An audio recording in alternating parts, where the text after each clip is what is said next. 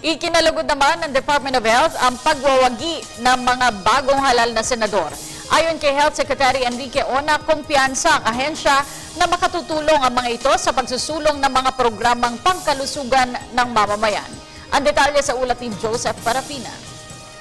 Lalong mapapabilis at magiging epektibo ang programa ng Department of Health sa pag-upo sa Senado ng mga bagong halal na senador ng bansa.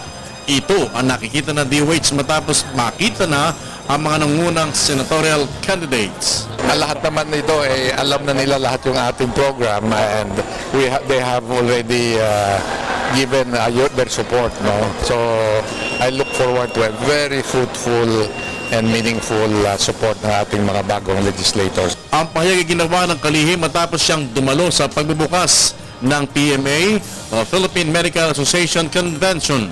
Binigyan din ng kalihim na dapat suportahan ng mga manggagamot ang Universal Health Program ng pamahalaan.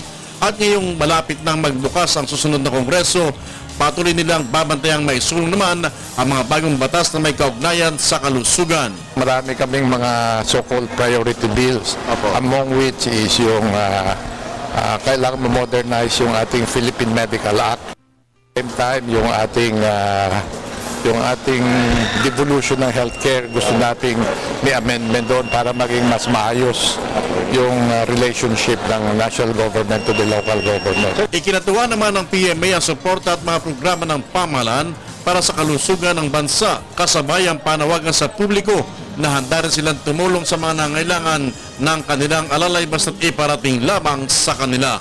Well, maganda naman ang relasyon ng mga doktor ngayon sa gobyerno.